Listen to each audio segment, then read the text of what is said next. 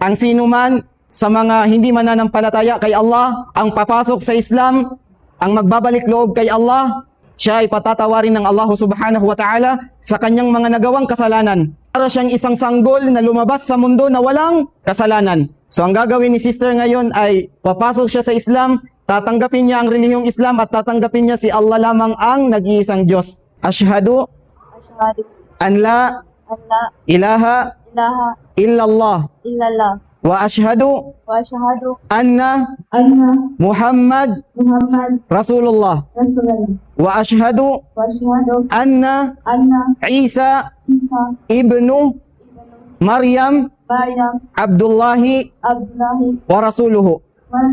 Ako ay sumasaksi na walang ibang Diyos maliban kay Allah.